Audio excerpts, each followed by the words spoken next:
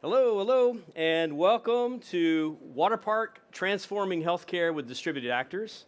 My name is Bryan Hunter. It is awesome to be back in Oslo, and it's a joy to be here today to share some of my team's research. This research led to a product with an unusual architecture that's out there doing good in the world. And so it's going to be fun to share this with you all. All right. So I'm an enterprise fellow at HCA Healthcare. Here in Norway, you might have never heard of HCA Healthcare. You might not be familiar with it, but HCA is big. There are 186 hospitals that are owned and operated by HCA, and over 2,300 surgery centers, freestanding ERs, imaging centers, and clinics around the States. I have 309,000 colleagues that can all send me chat messages and emails, and on Monday, after being gone for a week, it'll probably feel like they all have. And so with 43 million patient encounters each year, a lot of people depend on us doing things right.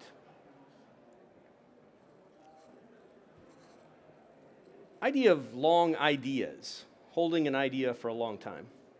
So early in my career, well, not quite that early, I worked as a developer in healthcare IT. Much of the software used in healthcare then was poor, and it still is. But I saw the potential that code could help patients and could help caregivers. That idea stuck with me, and even though my work back then wasn't particularly helpful or meaningful to anyone, I knew that the potential for meaning existed in this healthcare work. And a little bit later in my career, my first trip to Oslo was in 2007. I was here on this 6-week OO.NET consulting project, not healthcare related. And over dinner one night, this Norwegian developer I was working with, he mentioned Erlang and the Erlang VM and a real world example of a system with 4 years of continuous uptime. And that story, it stuck with me too. So that night, back at the hotel, I started digging into Erlang. Looked up the Wikipedia page, and so I'd never seen anything like it as I got into it, and that brief conversation changed my life. It's a different course entirely than I was on before. And I spent 10 years after that thinking through how well the Erlang VM mapped onto these problems of healthcare, these big, meaningful healthcare problems that I hadn't really had much of a chance of solving earlier. So in 2017, after 10 years of thinking about this for free, so got 10 years of free consulting whenever I engaged in with HCA, but after 10 years of thinking about this problem, I was presented with this research and development challenge at HCA within the Enterprise Integration Group. So given all the data, and the Erlang VM, what good could we do? Could we improve patient outcomes? Could we help caregivers, our nurses, our doctors? And could we give our hospitals better footing in the case of a disaster or a pandemic? And, luck favors the prepared, as the saying goes. So secondarily, could we bring some joy to IT? For me, dev joy is being productive and having low friction ways of doing important work. That makes me happy as a developer. And biz joy, faster delivery times makes the business happy, and also lowering risk and uncertainty makes the business happy. So we wanted to do these things. These were our goals. And then if we have observable fault-tolerant systems with stress-free failure models, then your ops people, they have some joy. Ops people don't have a lot of joy, but they have some joy. And so that year of experimentation, proofs, and research, it seeded several useful projects, including Waterpark. So you might be wondering about what's with that name. Why is this healthcare system called this? And so it came about because we knew we wanted this thing it was going to be fast, it was going to be fun, it's going to be full of joy, as we just mentioned. And then all this data was going to be flowing through it. Everything is going to be flowing through. And we thought of it less like a data lake or a data swamp and more like a data water park. And so the name made everyone happy, and so we went with it. Okay, if you want to help your patients, your caregivers, and your IT friends, you have to be up. You can't have a system that's falling down all the time. And so, but highly available, that term, as we thought about it, it felt subjective, too subjective. And so we decided on something from the start where we had, instead of highly available, we'd be continuously available. No downtime. That was an initial goal. And in an organization, if it's hard to get access to data that you need, then teams inevitably, they're going to hoard data. They're going to hoard the data, and then these silos of data will appear in the organization. But if you make publishing and subscribing to the data easy, self-service, and you provide it in the data formats, the data types, data formats, and the protocols that people want to talk with, you meet them where they're at, then the hoarding, it stops. We also thought about this problem of the cost of failed experiments. So a business leader, innovator, they have an experiment, and if the cost of failure is high, either in dollars or political capital, then the experimentation, innovation, it's going to dry up. So could we create this place where experiments were free? And experimentation, we could have ideas that were fast, cheap, and low risk to try out. And then finally, could we shine? Could we use Waterpark itself as an exemplar of how software can be built? So these are these goals at the very beginning in 2017. So they're kind of audacious, some of them, and but let's see what we get. So here's Waterpark. It runs on a cluster of servers. Data comes in. We get thousands and thousands of feeds coming in, just high velocity data from lots of different sources. So this is truly a big data platform, volume, velocity, variety. And some of the data we simply route. So we're an integration platform, so some of it comes in and we just send it right back out as it was. And then some data we transform. Maybe it came in as XML over REST, and we transform it into JSON and put it on a Kafka topic, if that's what they want, the subscribers. And other signals are generated entirely within Waterpark. And so this is where we're a little bit different than a lot of integration platforms. And these signals are generated entirely within Waterpark by inferring knowledge from these disparate streams of data that are coming in. So Waterpark, it plays a lot of bases: integration engine, streaming system, distributed database, content delivery network, functions as a service platform, complex event processor, queue, and a cache. So by implementing from scratch in Elixir the minimal set of features that we needed from, say, a cache or a queue, meant we didn't have to take a hard dependency on those. So we don't need to depend on Redis. We are a cache. We don't depend on Kafka. We are a streaming platform and a queue. Waterpark doesn't even use a database. We don't depend on SQL Server, Postgres, or Cassandra, or any database. Waterpark is a database. It's a distributed, geographically fault-tolerant, RAM-based, never touches disk database. So we don't use our drives for anything other than spinning up the product when Linux boots.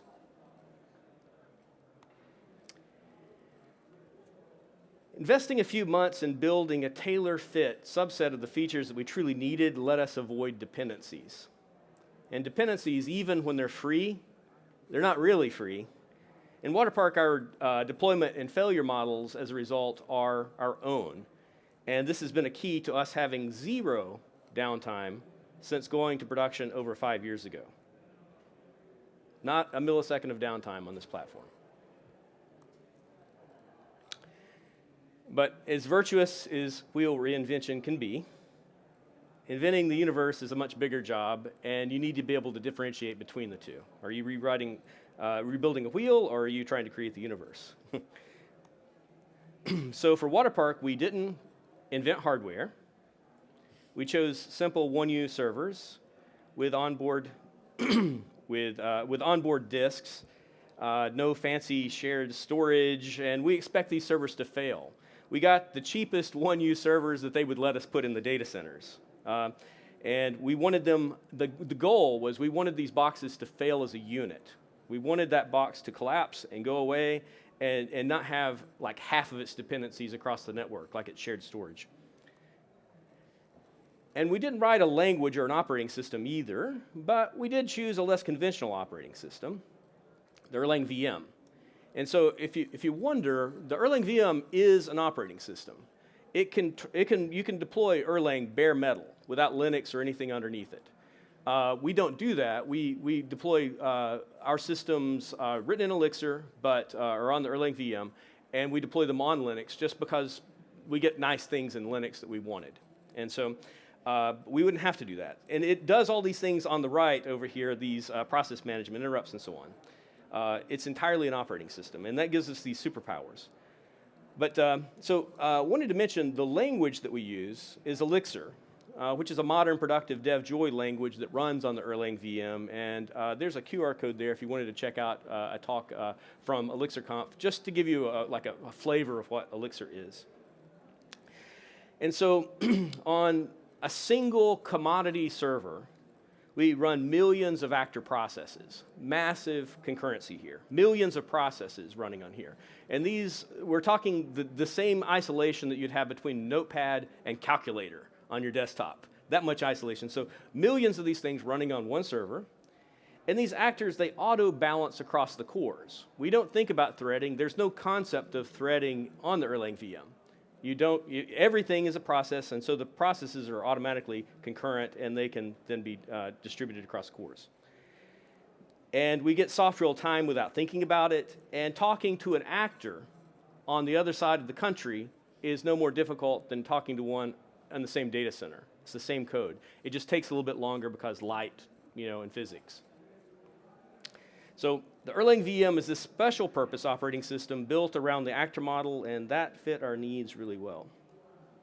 So the actor model is introduced by Carl Hewitt in 1973. It's this model of concurrent computation that is inspired by physics.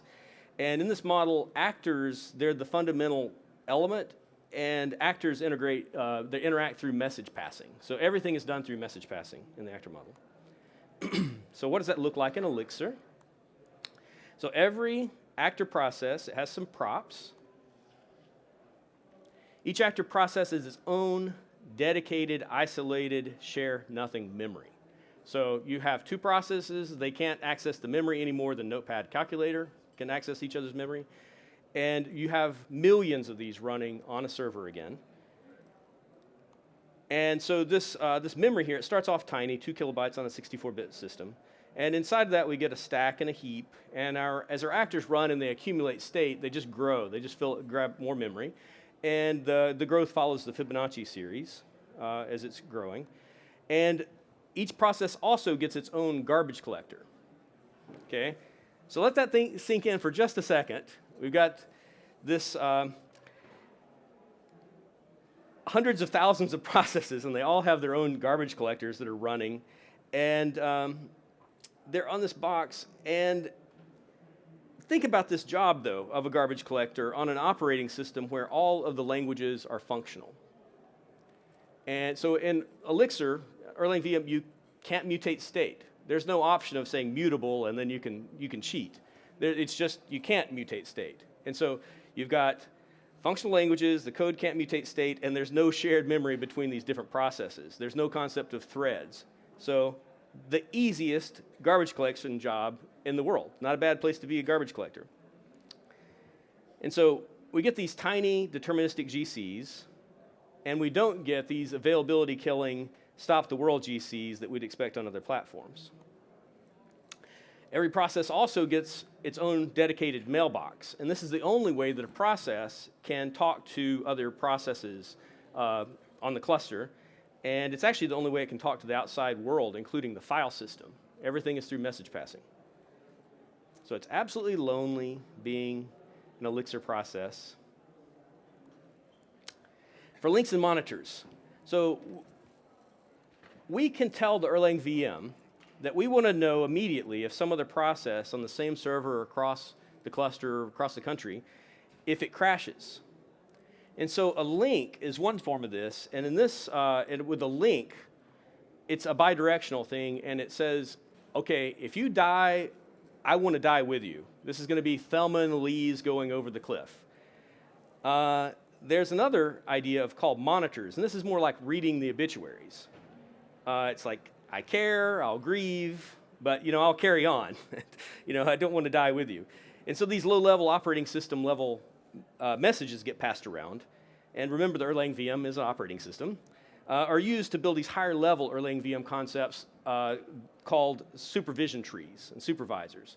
And so what a supervisor lets you do is a process crashes and it'll be restarted automatically into its init state. So this is one of the primitives that gives the Erlang VM high availability or fault tolerance. All right, now let's take a quick look at process scheduling. So we have a single CPU core, and we're going to get a single actor process scheduler. So you can think of a program as a stream of operations. So the Erlang VM scheduler gives each actor process a chance to do 2,000 operations. So 2,000, then immediately it moves on to the next actor process and gives it 2,000 and so on. And there's no way that an actor can take more than 2,000. There are no hogs, and the context switching cost between here is almost zero. The context switching. It's nothing like the context switching cost of threads. And so we get this buttery smooth, soft real-time processing. So 2 cores, we get 2 schedulers, 2 things happening in parallel, and so on. And as a note, Waterpark, our one-use servers, they have 56 logical cores, and so we have 56 concurrent things happening on each one of our servers. And we don't have to do a thing to make that happen. Okay, the actor model in healthcare. We got this common understanding of the Erlang VM and the actor model. Let's see how we can apply this. So we use actor processes to represent each patient as a digital twin. Actor process per patient, not database row per patient. In more typical healthcare systems, a patient is represented as a moment-in-time snapshot of data, usually on disk, but this can be HL7 messages, table rows, JSON, etc. And most systems, they read patient data, they perform work on the current values, and they flush their buffers, and they move on with no memory of just what they did before, like a goldfish. In Waterpark, though, we model each patient as a long-running patient actor. Currently, there are millions of patient actors running on the cluster.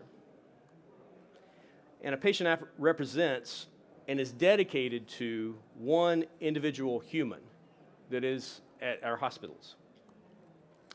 These patient actors, they run from pre-admit to post-discharge, and they're going to run a minimum of 21 days. When one comes in, we reset a clock every time a new message gets routed to that patient actor, and so these processes are going to be running for a minimum of 3 weeks.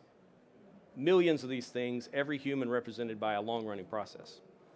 And a patient actor, it's not limited to just the data of the latest HL7 message. It holds every message and event that led to the current state.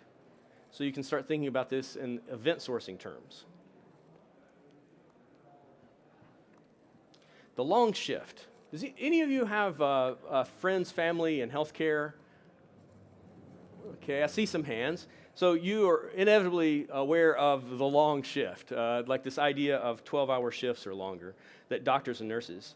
So, and this is done to provide continuity of care for the patients and reduce dangerous handoffs. And what I mean by that, well, let me make it easier to read. From JCO, 80% of serious medical errors are around miscommunication during the handoffs during the transition of care. So it's dangerous to have a handoff. So by going 12-hour shifts, you have 2 changes instead of 3 a day. So you reduce your risks. We extend this idea of the long shift, except we're extending it to 21 days, at minimum for these. So we're not losing context about this patient. We know everything that's happened to them. And so we extend this idea to the clinical systems and helps us with having awareness of the full patient's visit. So this full visit awareness gives us, enables real-time notifications and alerts based on days or weeks of events, whether that's drugs administered, transfers, procedures, lab results, and so on.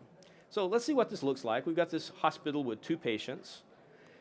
And we have our EMR here, our medical record system, and it's going to generate HL7 messages, and it's going to relay those. And when they hit Waterpark, we're going to spin up a patient actor to represent this human because we have never seen patient 1001 before. So we spin that patient up, and we apply this admit message. Another message comes in, we say, hey, we do have this on the cluster, and it gets routed to this one instance of that patient on the cluster. And we've never seen 22, and so we spin that one up. And then another message comes in. So we can see this transcript building up of these HL7 messages. So mentioned HL7 messages a few times so far. So let's take a peek what healthcare looks like. So you might squint, you might close your eyes just a little bit. So and so this is what healthcare looks like all over the world. So every time you go to a doctor, there's something like this flowing back and forth. I'll make it a little bit easier to see by putting spaces between the segments and bolding these segment headers. But there's an idea called the path syntax in HL7 lets you do things like MSH3 maps to this, the sending application, MSH4, sending facility, and so on. And so these paths are there. So that's nice. We can walk through this. This thing ends up being a pretty interesting data structure. It looks ugly to begin with. It's this tree structure, though. It's just a 4-level deep tree. And so HL7, though, was critically important from the beginning in Waterpark, and we needed a library, so we built one. And I'm proud that HCA made this work available to the community. So this is open source out in the world, and raising all boats, caring for the community, and it's one more reason for healthcare companies to use Elixir. So let's see what this library looks like. We go through message new off that text we were looking at there. We get this data structure, and then we can query get part and say AL1 3.2, and we see that they have in their allergy segment, they're allergic to aspirin, it looks like. Okay, so we got thinking about those paths and this processing, and we're playing, and so we thought about scalable Bloom filters and how we could apply that. So scalable Bloom filter is this probabilistic data structure that supports two things. You can add an item to the Bloom filter, and you can say, is member, have I ever added this item to this Bloom filter? And it'll give you a Boolean. And so it'll never return a false negative, but it can return false positives. So that's what makes it probabilistic. There's a chance that it'll give you a false positive. And you can, the scalable part here is you can say, I want to maintain a 1% false positive rate and just grow as you need to meet that, or a 10% or a 0.1%, whatever you want to set it to. But the idea behind a Bloom filter is they're super space efficient. They're really tight. And if you're interested in this idea of probabilistic data structures, this is an awesome book Andrei Gakov wrote, and so very good. But let's see how we could apply that. So a Bloom filter for patient 1000 here. So we could add AL1 aspirin, and we're going to add it as a string. So why are we adding AL1 colon aspirin here? And why are we adding DG132, this chest pain unspecified code here? And a zip code. We could use this to build an advanced search. So we could search by paths and say, give me all of the patients who have this diagnosis code of chest pain unspecified, and your Bloom filters, you could just iterate across your Bloom filters and you would get a hit of every patient that ever had that in one of their messages, which would be really awesome. So Bloom filters are used by all the search engines, by the way, and so we're using it in our search engine. And so while we're doing this, on this one pass, though, we're going to go ahead and do two things. On the left side, we're going to do this thing with the path colon string, and on the right, we're just going to take the string. So on the left, we get an advanced search, and on the right, we get a full text search, all in exactly once processing of these messages, which is pretty neat. So we're going to then be able to do something with that like this. We're going to say, is member of patient this Bloom filter, and we're going to look for this birth date, and true, it found it. And we're going to look for this patient, the Birmingham is a full text search, and it found that. And we're going to search for SARS-CoV-2, and it's not going to find that because COVID didn't exist then. It wasn't a thing then, and all of a sudden COVID did exist, and our world changed. And that's when we got this. In 3 weeks, we need to take Waterpark to production. And so the play stopped, and which also meant then that in 3 weeks, you'll never, ever be able to take downtime again. So continuous availability means no unplanned outages and no planned outages. And to get that, you really have to follow this idea of no masters. So what do I mean by that? So here we have a pattern that's common. We have a task router and then these 3 worker nodes. It's a bad plan because if the task router goes down, you're not doing any work anymore. System's down. This is an even more common pattern. You've got some worker nodes, workers out there doing things, and they have shared storage like a database. The database goes down, well, you're toast. Your whole system is down. That's a bad plan, but it's the one that the industry is stuck in right now. So on the left, we have roles and series, also known as N-tier architecture, and also known as the worst high availability plan ever devised. So what's the problem?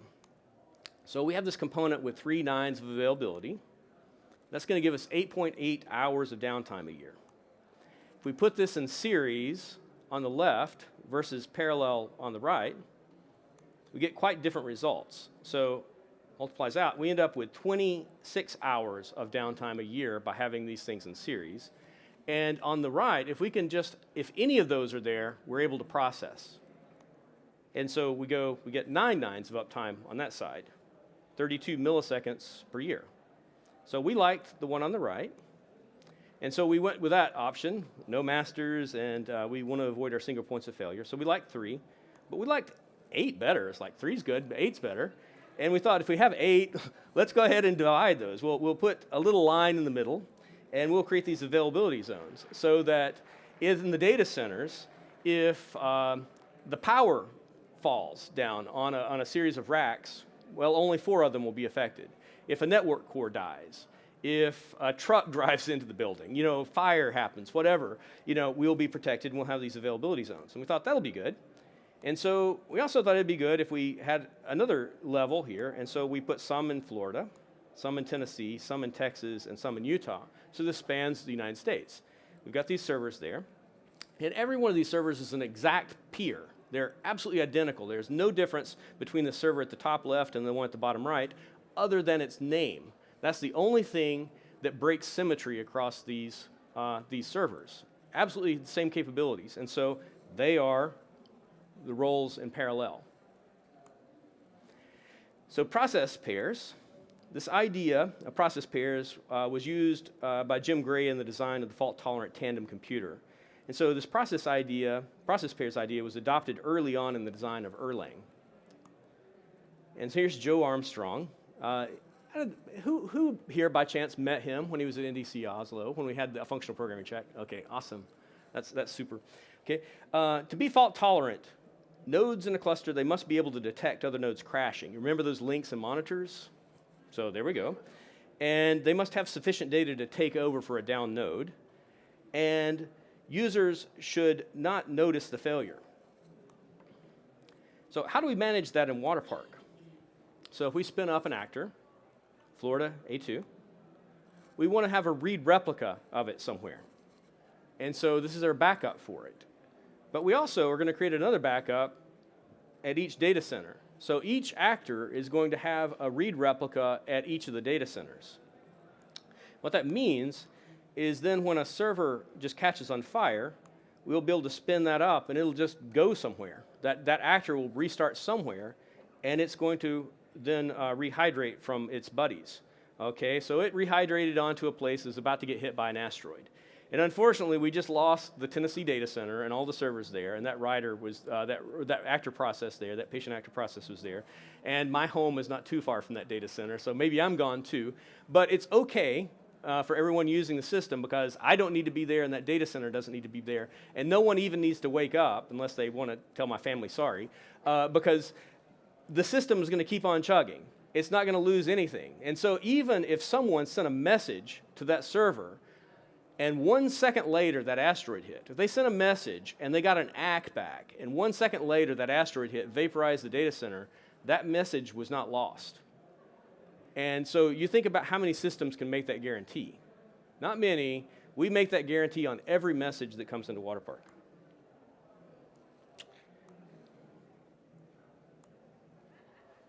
Okay, so we get to an interesting thing. How do we know where those processes should live, what servers they should be on? Key routing. So key routing, we know all servers, they must agree on where an actor lives. And we're going to use math instead of a centralized registry. Centralized registries are expensive.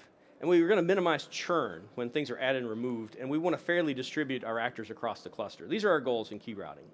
So we're going to start off here with a simple p-hash algorithm, just a simple hash. And we're going to say node count of 8. Got our cluster there represented. And we're going to put a key in here, and we're going to see where it maps to. And it's always going to map to slice 6 there, assuming we have 8 slices. Okay, the problem comes in, though, if we have 7 slices. And we map. It's going to then change. It's going to move over there. So that's not good, right? So really not good. Really, really bad, actually, because we have all this churn on the cluster, and we don't want churn on the cluster. We can't have that because that's expensive on a RAM-based system especially. So we have a solution for this, another paper we love, consistent hashing. So a key, I think it's interesting down here at the bottom. So back in '97 this was written. It says, may eventually prove to be useful in name servers and quorum systems. And so they were right. It's useful. And so here's hashing algorithm of using consistent hashing we're going to use here. And we had used consistent hashing for years in Waterpark. We've just recently switched. But here's what it looks like. Add our nodes. It's always going to live there, even when we drop nodes. So it's going to stay there anyway. That's good. So we introduced the rendezvous hashing this year, and we switched over to it. Here's the paper on it. And the reason that we did this is it solves a problem. So about fairness. It solves 2 problems, actually. So one's about fairness. So consistent hashing, it reduces churn, but it's not entirely fair. You might end up with more processes on one server than the other. So you might end up with something like this, not this bad, but we wanted something like this, and rendezvous hashing gives us this. Another thing is it's super simple. So we wrote a rendezvous hashing algorithm, and as a result, we were able to drop a library dependency that had a couple thousand lines of complex code in it that was kind of hard to understand. And instead, we replaced it with a dozen lines of code, because rendezvous hashing is easy, simple, and fast. And so it works like this. So we've got our same ring there that we're going to show for visuals. And each server, a score is going to be assigned to the key for each server in that ring. So the server scoring the key highest is going to own that key. And so then if those others go away, there's no reason for it to move. The only things that are ever going to move are the things that were on S2 and S3. They're going to have to move somewhere else. But so we went on a running system again, and we went from consistent hashing to rendezvous hashing, kind of like this, where we said we're going to up the percentage, and we're going to take 1% of our riders, and we're going to put them on rendezvous, 2, 3, 4, 5. And so by the end of it, we went through a bit of churn as we changed algorithms, and on the other side of it, we were entirely on rendezvous. And we have like just perfect balance now across our servers. So that's good. We check some boxes here, but we still have to wonder about like where do these actors live? And so this gets us to topology. So we ask our topology to get our servers, and it's going to give us all of our servers. We ask topology to get our data centers, and it's going to give us our list of data centers. We say, give us the servers at Tennessee, and it gives us that list of servers. We say, give us the key. Let's map a key to a server, and we're going to pass it in this patient key here. Patient 1001, it's a writer, and it's going to say it's going to live there. Okay, and the math is going to be the same for every, the topology is going to be the same. If they have the same list of servers in their brain, then they're all going to say for, Florida A2. So you wanted a globally consistent process registry, but that was far too expensive. The solution, math. But we still have a problem, though. We do need all of our servers to agree on the topology. They all need to have the same map of the world. And if they don't agree, there's still going to be some churn. It'll sort itself out to a degree because lots of them should agree on what the world looks like. But unless we enforce it, it can't. So we thought, okay, let's put in strong consensus on just topology. But topology is expensive. And this talk here this paper by Heidi Howard talks about Paxos is widely deployed in production, poorly understood, proves to be heavyweight, unscalable, and unreliable in practice. and this was our experience as well. And even with the much lighter weight Raft that people use. Raft is basically an implementation of Paxos that leaves off some things. And it's much simpler as a result of it. But it was also too heavy and couldn't deal with fault in the way that we needed.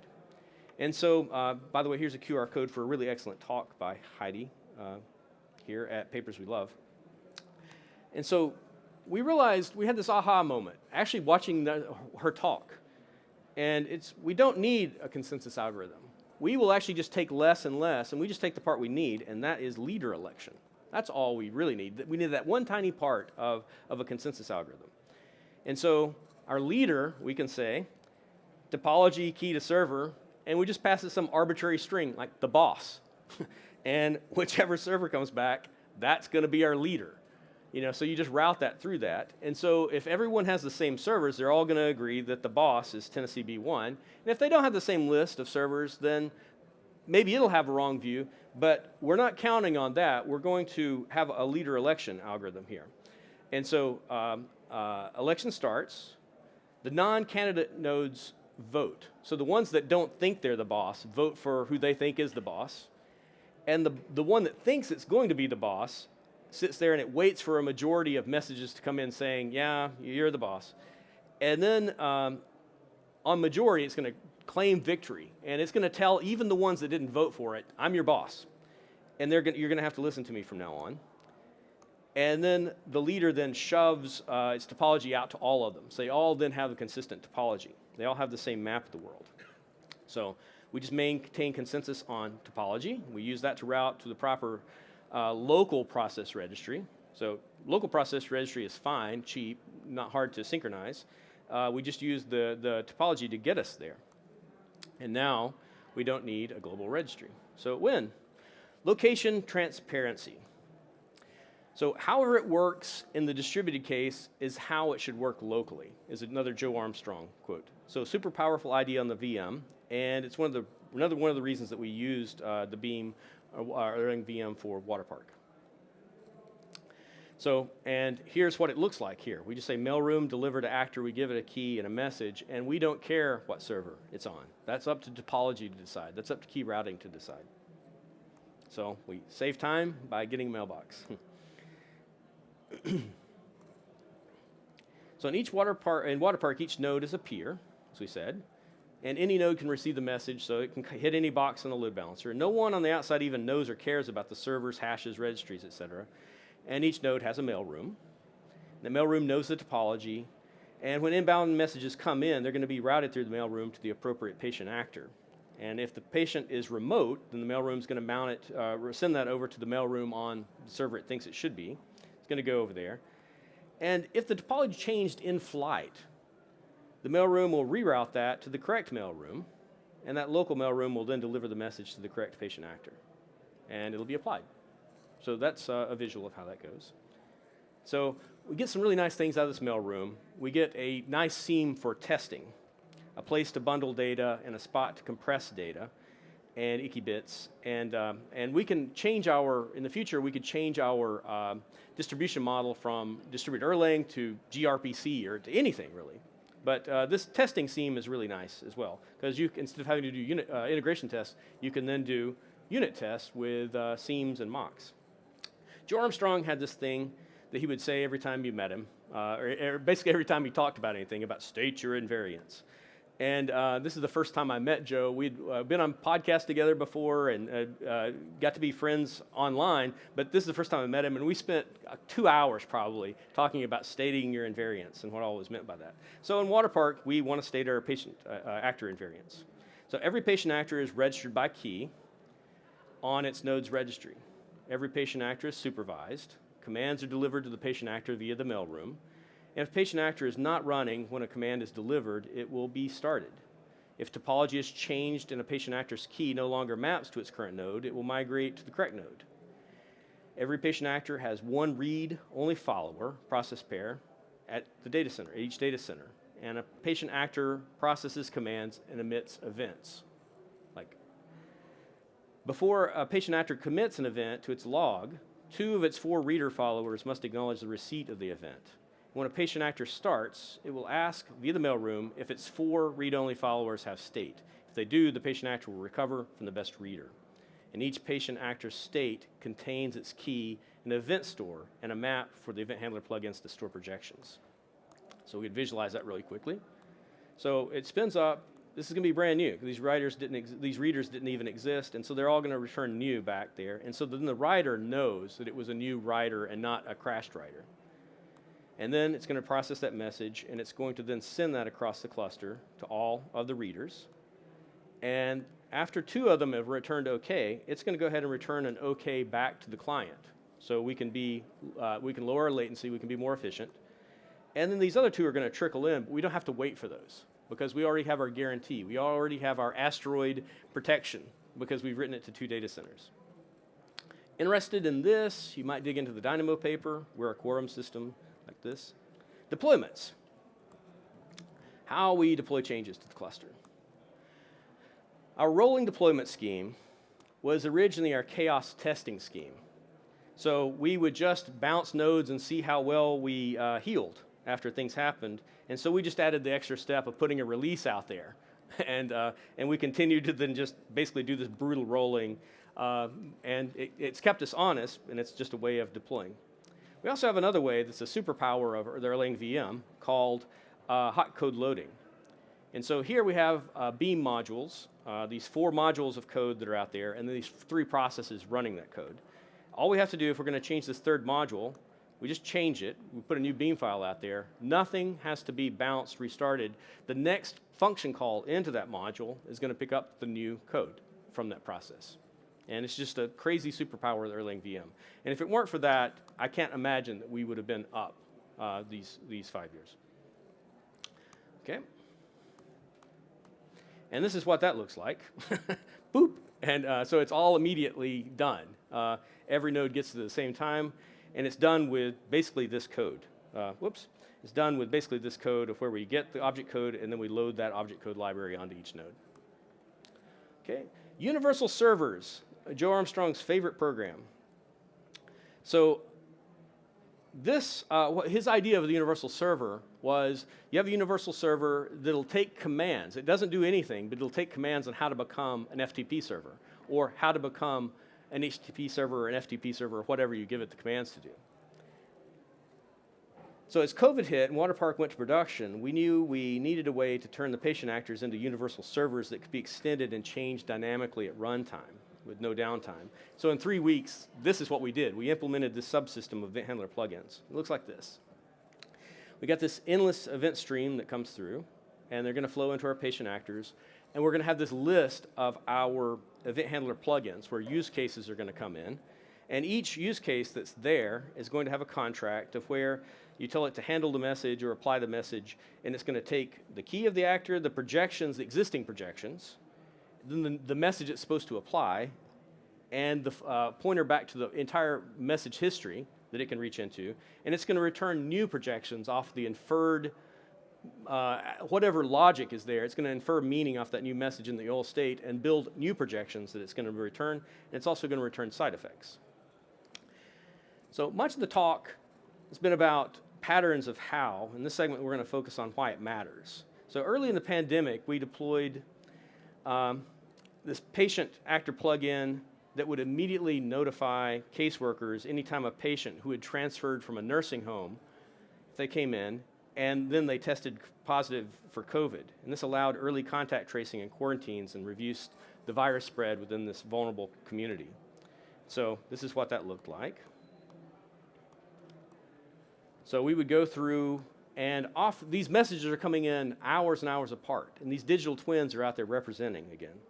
And so we see this lab order came in, and it has a COVID lab order, and we do have a result back, and we're able to then, in our code, maybe right after that, we say, is it positive?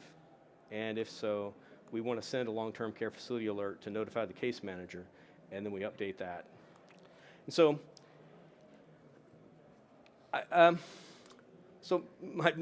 my friend, and hero Joe, he passed away in April of 2019. And I think it's just amazing that about a year later, his ideas are out there making nursing homes throughout the United States safer than they would have been otherwise. So okay, just wow, what a just amazing guy. And just thanks, Joe. I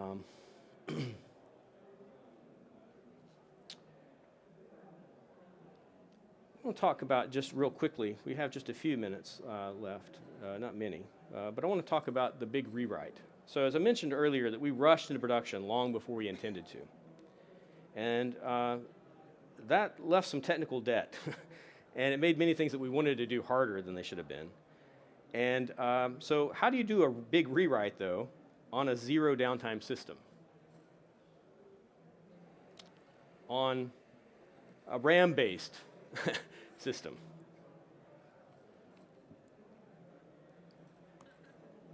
So we opted, instead of that dangerous maneuver there, to use the strangler pattern. And so with that, we basically did this. We have these components, our green components here. And what we do is we introduced a blue circle that would be a replacement for the green circle. And we started bleeding then commands and things over to the blue one. And after we had bled off from 0% to 100% down to the other one, and we see that it's all working, we have the two systems running in parallel, we then move on and we get rid of the other circle. We only have a blue circle now. So on with the star, and so on. And so we replaced bit by bit of the system. We even replaced the entire idea of a patient actor. We had two sets of the patient actors running. We kept them all running at the same time. They were both doing all their work, and we slowly cut over, and the old code was gone then on the system. Yeah. So, and we got done with that in 2023, and recently on April 1st, we celebrated our 5-year birthday of being up in production for 5 years with zero downtime.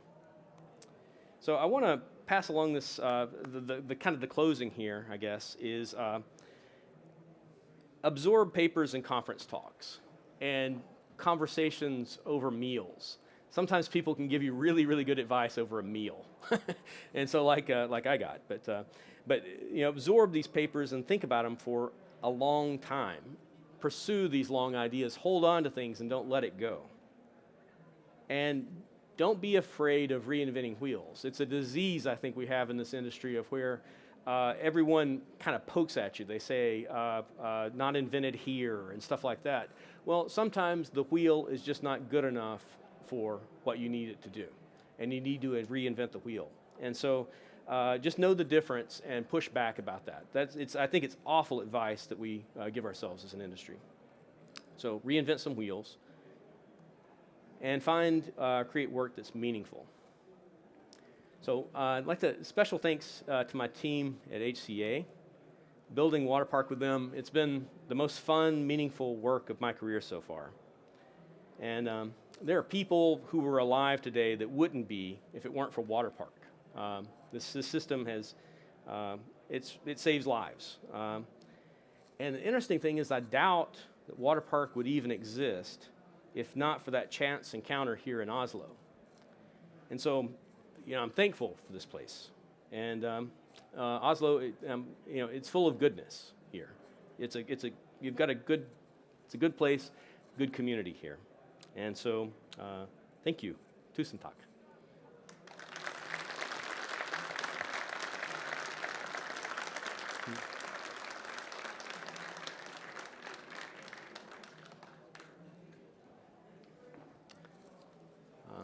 If anybody, I've got some cards up here, and I'll be, any of this that you want to reach out to me, the QR code will take to my LinkedIn, and I love answering questions about this stuff, so don't feel like you're bothering. Yes. You showed what's going on in healthcare. You showed a HL7 Uh-huh. So fire is, there is fire. It's still a tiny, tiny fraction of healthcare, and so we process fire as well. It's just that it's gonna, it just takes so long for things to change in healthcare, and so HL7 it'll probably be 40 years before. I don't even know how it'll last forever. COBOL is still here, but I mean HL7 it'll be around for a long time, I think. But really a great call out about fire. And so,